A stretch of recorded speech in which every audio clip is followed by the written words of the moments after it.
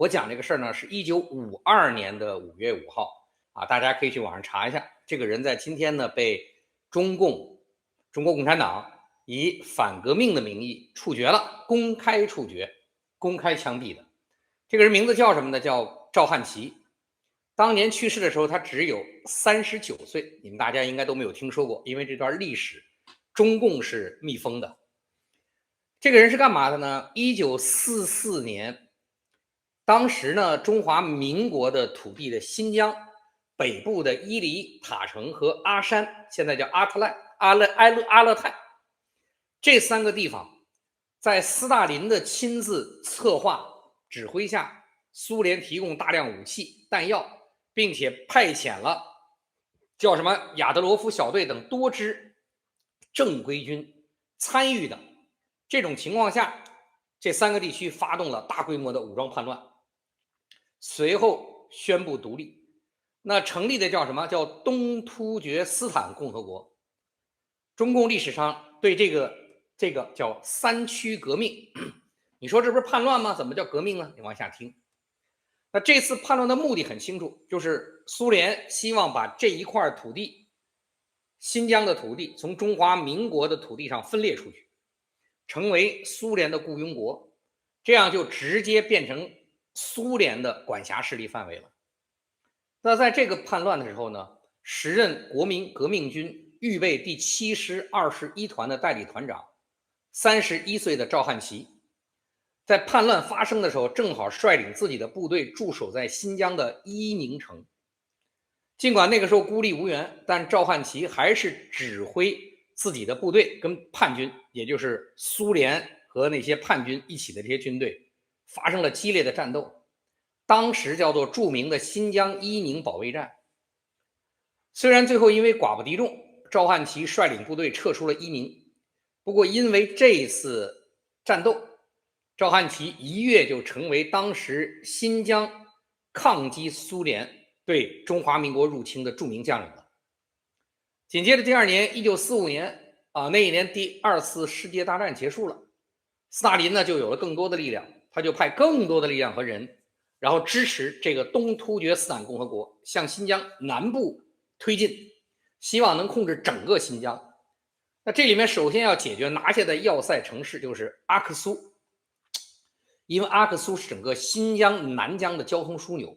通向喀什和田的门戶，所以拿下阿克蘇，整個南疆就會脫離中華民國的控制成為蘇聯控制的地方了。這個時候趙漢祺帶的部隊呢，正好是阿克蘇，他是阿克蘇部隊的核心指揮，他就採取了集中兵力打防禦戰的方式，積極利用城市內外的地理條件展開據點戰和巷戰，最終成功阻止了東突厥斯坦共和國的南進計劃，這就形成了當時的新疆著名的叫阿克蘇保衛戰。那這次戰役呢，不僅阻止了東突厥斯坦共和國南下，還為後來中華民国新疆的談判，跟蘇聯談判新疆，最後把那個城市拿回来，創造了有利條件。如果已經被佔領了，阿克蘇在敵人手裡了，那沒有籌碼了。但是阿克蘇還在中华民国手裡，這樣就成了談判的重要籌碼。隨後1949年，趙漢祺響應中國共產黨的號召，參加了新疆的和平起義，成為中華人民共和國解放軍人民解放軍第22兵團第9軍的一名副師長，並在此後中共完全控制新疆的活動中貢獻了很大的力量人口失蹤是这2天又有人口失蹤了，網上又有視頻傳然後呢抓的女性自己在當街上喊，這一會兒咱們再說，一會兒咱們再可以聊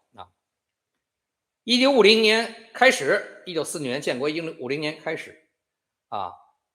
中國共產黨對當年新疆發生的武裝暴動，建立東突厥斯坦共和國這個事情定性為革命事件，因為跟蘇聯好這是蘇聯支撐的，所以中國史稱叫3區革命，屬於什麼？這是定性的，叫中華人民共和國民族民主運動的一部分。所以在這場運動中，反抗蘇聯入侵中共國國土的人士均定性為反革命。所以1952年在轟轟烈烈展開的鎮壓反革命運動中，趙漢祺被人舉報因為在阿克蘇保衛戰中，他率軍擊斃过入侵的蘇聯部隊。隨後趙漢祺被逮捕，定性為鎮壓革命的劊子手。所以5月5號這天，1952年5月5號，曾經盡力維護新疆統一，保衛國土不被蘇聯併吞，後來相信了中國共產黨的鬼話，和平起義加入了中國共產黨軍隊的趙漢祺，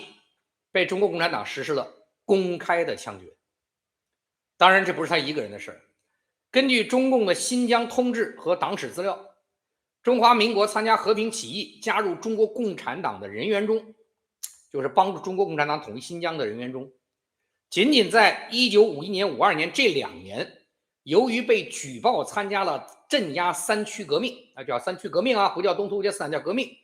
也就是阻止了新疆國土從中国國土分離，成為蘇聯國土的這些人，最終被中共槍斃的人在4000到6000人之间。为什麼會槍斃這麼多？因為當時50、51、52，中共和蘇聯正處在蜜月期，所以承認斯大林策劃的三區革命，就是承認了蘇聯對中國共產黨這個革命中在新疆的歷史貢獻。而且按照斯大林的要求，所有參與三區革命的，也就是東突厥斯坦共和國的武裝人員，都是中華人民共和國建國的功臣，後來均被改編為中國人民解放軍第5軍。這樣槍斃這些人，斯大林也高興，第5軍背後的勢力也能穩定，所以大批量的處決這樣的就讓蘇聯人心裡很舒服，中共就給了蘇聯共產黨斯大林必要的政治交代。那處決這個數千人，基本上這些人全部都是為新疆的統一做貢獻，後來參加了中共的和平起義的有功之臣。而清算殺他們的是中共強烈的政治色彩的清算，所以直到現在這部分檔案中共都沒有對外公開。但是因為這個歷史很多東西是能夠查得到的所以儘管沒有公開也能看得見。不過涉及到最終三區革命被處決的這幾千人的名單，依舊是歷史研究的空白。那趙漢祺為什麼能夠知道？因為這個人在當時的新疆具有很高的知名度，31歲就成名了，所以能看得到他被處決的信息。而其他曾經努力保衛國土，後來又盡力幫助中共統一新疆的人，被處決的大量的軍官和士兵，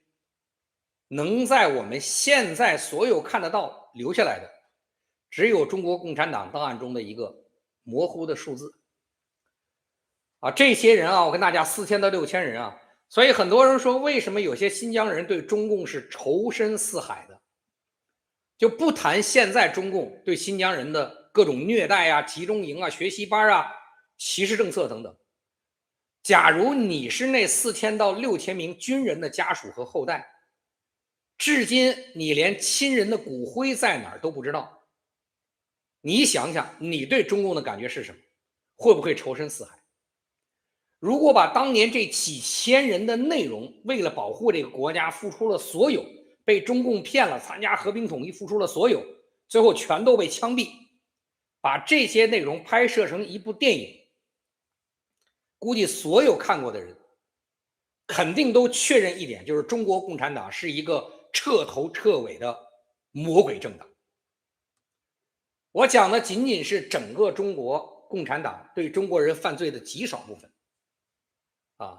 這僅僅是肅反中的一個最小的點，不是三反五反，不是大饑荒，不是文化大革命，不是8964，不是新冠疫苗，不是器官移植等等。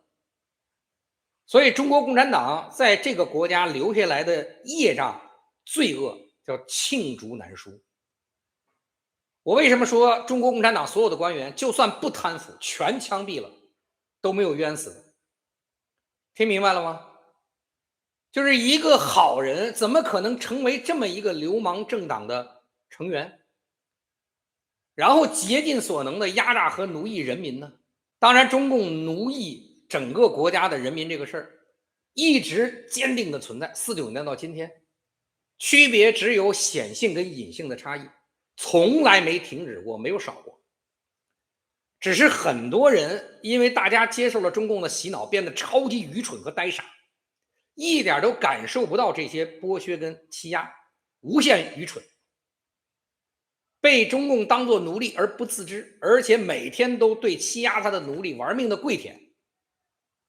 但是身體是老實的，是誠實的，你腦子怎麼想怎麼被洗腦，你的潛意識洗不了腦。所以最終的結果是什麼樣，剥削到什麼程度，給大家舉例，大家听听。中国共產黨的官方數據，2025年咱們都知道，根據中国共產黨國家統計局官方數据，全年的新生兒只有700多萬。這個數據相比中共國官方的14億人口的基數，以及4.5億的育齡總人口，以及其中的2億女性，從任何数据角度看，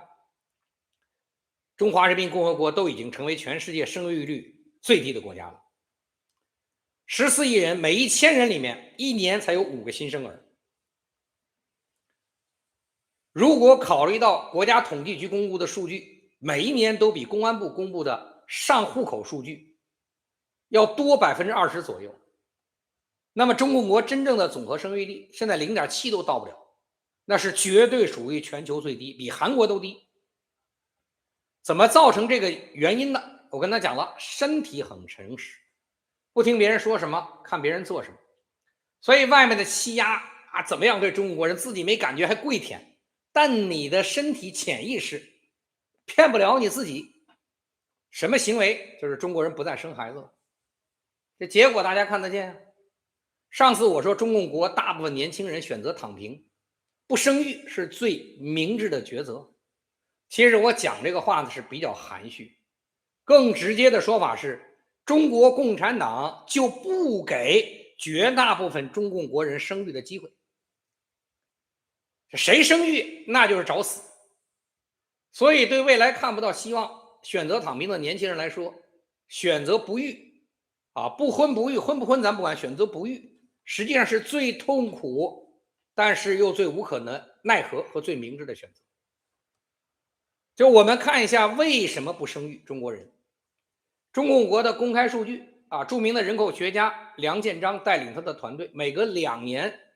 會在中共國發行一份政府允許的一份叫中國生育成本報告。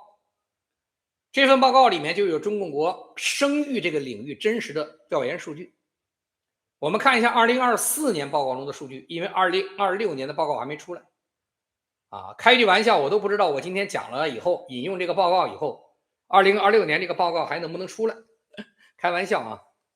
沒辦法，因為活在中共國的悲劇就是不能說真話，說真話就要被幹掉。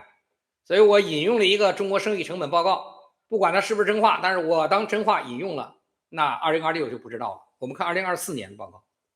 明確顯示在中共國養育一個孩子，從出生到18周歲，出生前不算，0到17歲，過生日到18，沒過18那年，不包括學區房支出、額外醫療支出、培訓等方面支出，以及孩子母親喪失的機會成本等等一堆前提下，基礎的平均費用所有的花費53.8萬元人民幣。那如果再過4年到大學本科畢業的平均基本費用是68萬元人民幣。這兩個數據在2022年發布的中國生育成本報告中還分別只是48.5萬，現在是53.8，和62.7，現在68，短短2年成本就增加了10%以上。今天我們不討論為什麼成本增加這麼快，就討論這個錢數對中共國的家庭預示着什麼。2024年根據中共國國家統計局公開的全國居民人均可支配收入是多少？4萬一年41314元。那中位数呢，也就是絕大部分民众更接近的收入多少？是34707塊錢。2024年，我们往前推17年，0到17歲，中共國的人均可支配收入每一年那時候只有8000塊錢。2007年，中位數多少？6000塊錢。中間的數字我不羅列了。那麼把所有的數加一塊，人工智能很快給你計算2007到2024，這17年加在一起，平均每一年的可支配收入是25000塊錢左右。中位数是2萬塊錢左右，這是0到17。那要再往前推4年呢，就是這一年你23岁了，不是那个21岁了，大学18、19、20、21，大学要畢業了。那麼平均呢，每一年的可支配收入是23500塊錢，中位數是19000塊錢。念暈了啊，不用聽，沒關係，知道我跟大家說這個數就完了啊，我怕小粉紅、小五毛搗亂，直接把數說了。那麼一個2007年出生到2024年正好18歲的小孩，他長到這個歲數，共計花掉53.8萬元。按照上面的可支配收入計算，23500塊錢，這些錢需要一個人工作，按照這麼多年的平均支配收入幹多少？幹21.5年。那按中位數計算19000，那幹多少？幹26.8年，26.8年。也就是一個人要辛辛苦苦幹26.8年，不吃不喝，所有的加在一起的錢，剛夠養一個孩子從0到18歲。那如果再往前推4年，這個孩子什麼上本科了，畢業了，2003年出生的孩子，那他到2024年共計花掉68萬，這麼多，一共多少？是28.9年，中位數是35.8年，35.8年，25歲工作，這時候要退休了。也就是說，在不計算學期房、額外醫療培訓等方面支出，不包括母親喪失的機會成本的前提下，在中華人民共和國養育一個孩子，從0到18歲，需要一個在每一年都拿到全國平均可支配收入的人，不吃不喝，沒有任何花銷的情況下，工作21.5年到26.8年，所有收入搭在一塊兒，剛夠養一個孩子。那如果這個孩子還要大學本科畢業呢？這個人不吃不喝，什麼花銷都沒有，他要幹多少工作？28.9年到35.8年。聽明白了？這就是為什麼目前中共國00後這一代人絕大部分生孩子的家庭，一個孩子掏空6個錢包。也就是就算不養孩子，不養房子，養一個孩子，光靠父母都很難。爺爺奶奶、姥姥姥爺、爸爸媽媽6口人積蓄精力資源，什麼看孩子帶孩子投入到孩子身上，才能保證孩子健康成長。那為什麼00後孩子要躺平？因為你沒6個錢包了，你的長大已經把6個錢包掏空了，你拿啥養孩子？這就是馬上面臨的。而且你上面別光6個錢包掏空了，你的爸爸媽媽、爺爺奶奶、姥姥姥爺還要養老和醫療，都是個不斷花錢的過程，你沒法反芻給他們。所以你說你養孩子，你讓孩子擱大街上自己餐風喝西北風長大嗎？所以按照養育孩子的成本，我說了剛才很多不算啊，什麼學前不算，與國家平均可支配收入或者中位數計算，不管哪個算，中華人民共和國在目前全世界所有國家，包括非洲在內，叫所有國家 all of 聯合國有相關數據，養育孩子的成本比例是最高的，沒有之一，最高的。不管一個孩子0到18歲需要完全不吃不喝的供養，工資21.5年到26.8年，或者上大學28.9年到35.8年的全部工資。這個數據在全世界是個超級難以想象的數據。根據國際資料，美國到18歲這個數據是5到7，也就是5到7年的工資就可以養。英國呢是6到8，日本是7到9，法國是3到5。那中共國這個數據咱們也看了，這個26到35。所以為什麼我說在中國國躺平是最好的選擇？一個人如果35歲開始工作，不吃不喝，沒有任何支出，最厲害他也要幹到50歲，什麼都不花錢，全攢下來1分都不花，他的所有收入才只夠養一個孩子到18歲。那如果他自己還要想吃個飯，有衣服穿，不死，維持最低生活標準，養一個孩子，那最起碼他掙錢要掙到60歲，也就是他出來工作到60歲退休，所有的錢他僅僅活着，什麼都沒有，可能剛夠養一個孩子，沒有房子，沒有車子，沒有任何奢侈消費。所以呢，有什么？這裡面有一個它跑不了，就是貸款，它必須有貸款，因為這兩個時長不一樣，一會兒就知道了。中國為什麼富翁人數、負債的富翁人數全世界第一，絕對是相對值都是第一，就這個原因。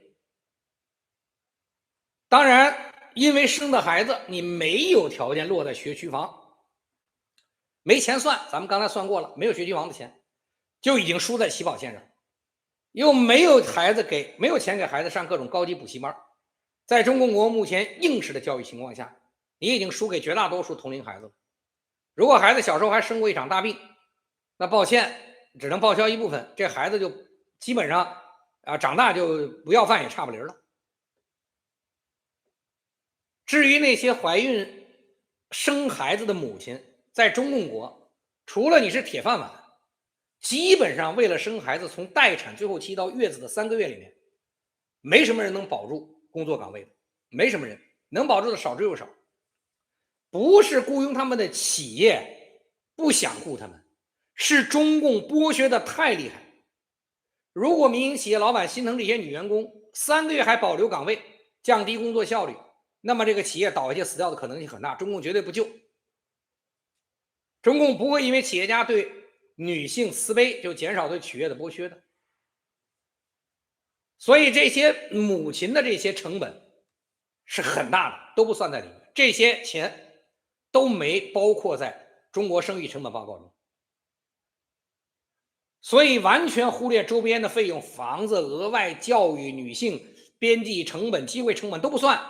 在中共國，一對夫妻2個人，沒有爺爺奶奶、姥姥姥爺支持，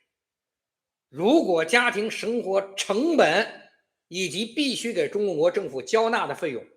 要佔據收入的1半，那麼他們一輩子一直到退休，所有的錢除了基礎生活就全部都要用來養一個孩子，這個孩子才能養大。沒有任何多餘的錢去買房子跟車子的，更不可能有1分錢存款，甚至於全家不管誰都沒有資格去生一場大病。我這還沒有一個計算關鍵點，就是我剛才講的，為什麼叫負債？因為按照時間節奏，孩子從0到18歲只有17年，從0到23歲只有22年。這個時候你掙錢，你可需要掙26到35年。這孩子17年，你要掙26年才能滿足他17年。所以呢，中間怎麼辦？中間必須需要借貸，才能保證養育孩子按時間節奏的高峰成本支出。這些借貸的貸款利息我也都沒算在這些養育成本裡。那為什麼中華人民共和國給的統計數據，很多人覺得沒那麼擔心，他會偷換概念，他會用2025年平均的可支配收入中位數來核算家庭養育孩子的支出。你說騙你騙得多狠，他不告訴你2025年17歲的孩子在2009年就出生了，你得用2009年的收入就得開始算，你不可能2009年就有2025年的支配收入和中位數，花出來養孩子是總數。所以這17年他就按最高的這個錢數給你算，算個15年、18年，讓你覺得你要工作26年你還有錢活。但是你要真正去算平均的人均中位數，你就會發現你根本活不下來。我這些計算中都沒有核算母親在孩子沒出生之前所有的費用，忽略不計了。我講這麼多前提，問題來了。中華人民共和國，一個號稱為人民服務的國家，一個宣傳人民當家作主的國家，一個宣言要帶領全體人民走向共產主義的國家，怎麼現實的結果卻成了全世界生育成本最高的、按比例最高的国家，竟然沒有之一，而且創造了世界奇蹟？為什麼？相比所有的社會主義國家，前蘇聯、朝鮮、越南等等，這些國家很多孩子的養育成本都是國家來承擔的。由於不是完全的市場化行為，所以这些國家還有大量的公共服務體系來保證家庭養育孩子的支出，甚至有一些住房、醫療、教育等公共服務都是國家把價格鎖死，為孩子的，把它包括在國家基礎服務範疇內。所以他们養孩子成本比中國低多了。在資本主義國家，儘管不存在把系統價格鎖死的問題，但是執政政府會把國家的大部分財政收入投入到保障民生的領域，孩子是重中之重。所以我們習慣把這些國家叫高福利國家，也就是從媽媽懷孕那天起就開始享受大量的政府福利。到什麼程度？孩子6歲之前損害的公共財產或他人財產，你們家孩子到人家家把電視打了，抱歉，買個新電視的錢都是國家給的。所以你很神奇的發現，就是不管是那些社會主義國家還是資本主義國家，在養育孩子的成本上，大部分都由政府承擔，而且政府為了保證自己承擔費用是合理的，不能多掏錢，所以對孩子從出生到成長的所有環節都會認真審核，把所有孩子需要多支付的這些費用陷阱都取除掉。最有特色就是中共國，無一例外，中共國特色的社會主義創造了全世界最牛逼的系統。首先，中共國的牛馬們擁有全世界最低的勞動貢獻比，也就是幹着全世界最累的活，拿着全世界最低的工資收入。以前我詳細給大家計算過，不重複了。大家看看全世界吧，從發達國家美國、英國、日本到不發達泰國、印度、緬甸等等，人均時薪收入咱們原來算過，能購買幾個，因為全世界都有麥當勞，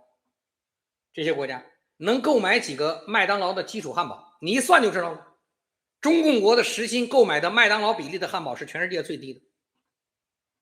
以前給大家詳細說過，不說了。所以中共國的牛馬們最苦的活，收入比例最低，但是竟然在養育孩子的全過程的支出是最高的。